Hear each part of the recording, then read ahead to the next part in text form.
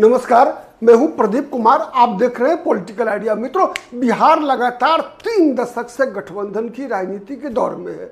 गठबंधन की राजनीति के दौर की अपनी विशेषताएं होती है और अपनी कंपल्सन्स होते हैं। कंपल्सन ऐसी कि कब किस दल को अपने गठबंधन से बाहर जाना पड़े इसकी कोई गारंटी नहीं ले सकता। यहाँ तक कि उस गठबंधन उस दल के जो सुप्रीमो होते हैं उनके बयानों पर भी अगर हम भरोसा कर लें तो भी ये भरोसा बनता नहीं है। वो तो भरोसा दिलाने का प्रयास करेंगे ही। आज हम फिर से बात कर रहे हैं मुकेश सहनी की। मुकेश सहनी की स्थिति प्राय हर चुनाव की तरह इस चुनाव में भी वही हो चुकी है जिस तरह का परिस्थिति पिछले विधानसभा चुनाव में उत्पन्न हुई थी। आज फिर एक बार मुकेश सहनी महागठबंधन के राष्ट्रीय जनता दल के एक अविश्वसनीय सहयोगी के रूप में फिर से देखे जाने लगे हैं। उसके कई कारण हैं। उसके कारण यह भी है कि जिस प्रकार से दोनों गठबंधन, चाहे इंडिया अलायंस हो या फिर एनडीए हो, दोनों तरफ से एक दूसरे के सहयोगी दलों को तोड़ने का भी प्रयास होता है। चर्चा ऐसी भी चल रही है कि मुकेश सहनी को तोड़ने के लिए भारतीय जनता पार्टी के नेता लगे हुए हैं।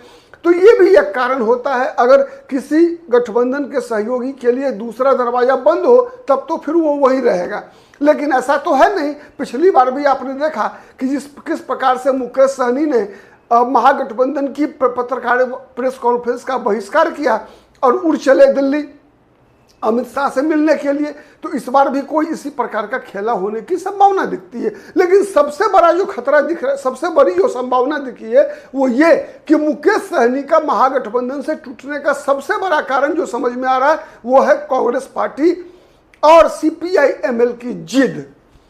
दोनों मुद्दों पर, सीटों की संख्या के मुद्दे पर भी और डिप्टी सीएम के मुद्दों पर भी। आपकी जानकारी के लिए बताओ, जितने भी दर्शक विशेष रूप से हमारे जितने ही पॉलिटिकल आइडिया के इस मंच पर दर्शक जुड़े हुए हैं वो सब बार बार जानना चाहते हैं कि मुकेश सहनी का अगला कदम क्या हो सकता है। मुकेश सहनी को क्यों महागठबंधन छोड़कर जाना पड़ सकता है, या फिर उनके लिए महागठबंधन से बाहर एनडीए में क्या संभावनाएं बनती है, या फिर क्या मुकेश सहनी प्रशांत किशोर के साथ जा सकते हैं। आज इन सभी सवालों का जवाब तो हम बारी बारी से ढूंढने का प्रयास करेंगे, लेकिन आज मैं बात करना चाहता हूं कि वो कौन सी परिस्थितियां हैं जिस कारण से मुकेश सहनी को महागठबंधन से बाहर भी देखने की आवश्यकता पड़ रही है। उसका सबसे बड़ा कारण है, आपको पता है कि लगातार 6 बैठकें हो चुकी हैं तेजस्वी यादव के नेतृत्व में।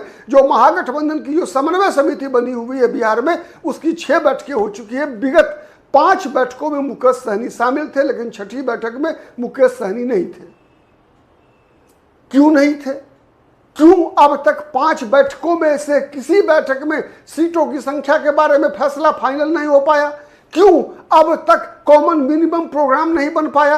क्यों अब तक सर्वानुमति इस बात पर नहीं बन पाई है कि हमारा मुख्यमंत्री पद का उम्मीदवार क्यों होगा? अगर हम इन सब का जवाब ढूंढने का प्रयास करेंगे तो पाएंगे कि कई ऐसे बाधा हैं जिसके लिए कांग्रेस पार्टी जिम्मेवार है। जैसे मुख्यमंत्री का पद का उम्मीदवार तेजस्वी यादव के नाम को फाइनल करने के पीछे अगर कोई रुकावट है तो वो कांग्रेस पार्टी है।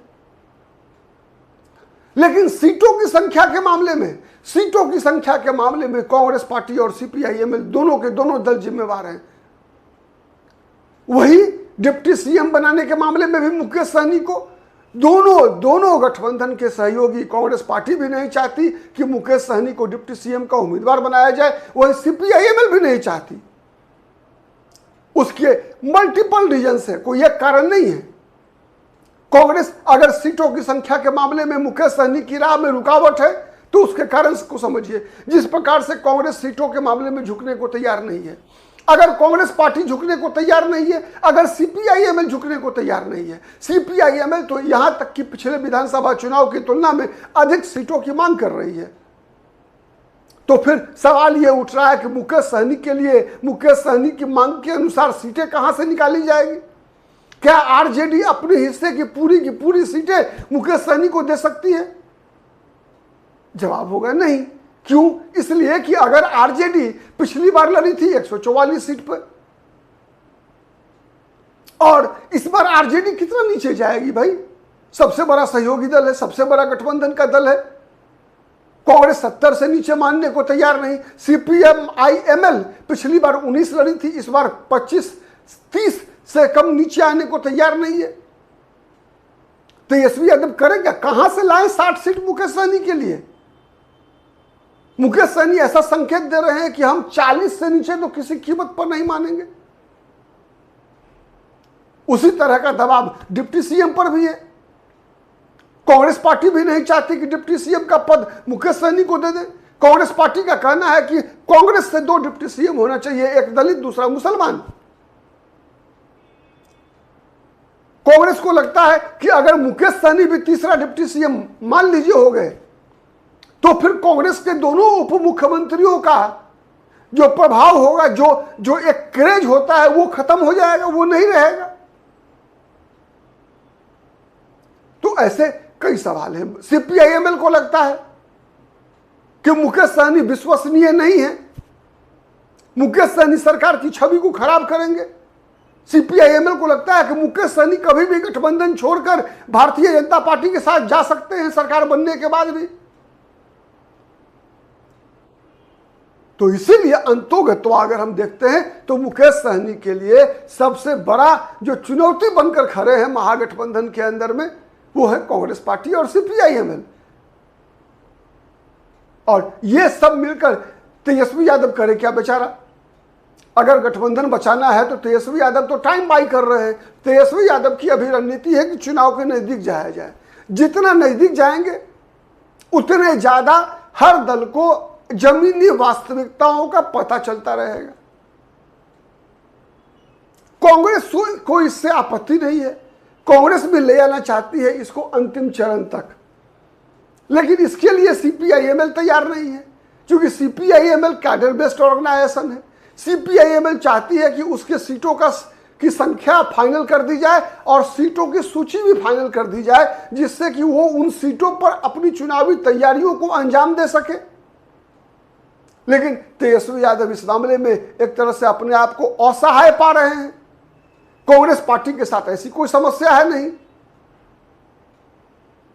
कांग्रेस पार्टी की हर संभावना इस बात पर निर्भर करती है कि Bharatiya Janata party led, Nitish Kumar led जो एनडीए है, उसके खिलाफ ध्रुवीकरण कांग्रेस पार्टी के पक्ष में कितना बेहतर कांग्रेस पार्टी करा पाती है, इस पर निर्भर करता है कांग्रेस पार्टी का बिहार में भविष्य इस बार।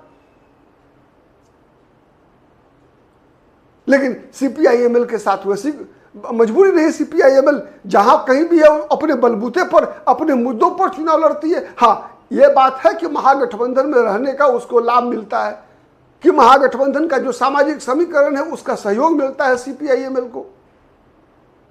यह उसके लिए अतिरिक्त लाभ की स्थिति बनती है।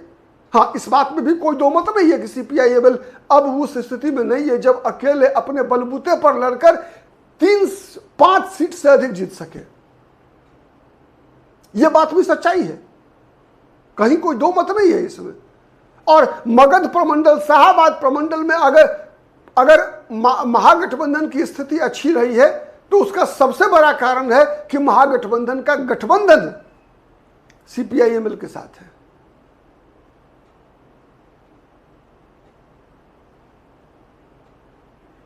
तो ये ऐसे मुद्दे हैं जिसका जवाब, ये ऐसी समस्याएं हैं जिसका जवाब तेजस्वी यादव को ढूंढना होगा। और इसमें तेजस्वी यादव की मदद कोई नहीं करने वाला है, न राहुल गांधी करने वाले हैं, न मुकेश सहनी करने वाले हैं, न दीपांकर भट्टाचार्य करने वाले हैं। तेजस्वी यादव की राजनीतिक कौशल पर ही निर्भर करेगा कि ये सबको कैसे साध पाते हैं। आज के लिए इतना ही, नमस्कार।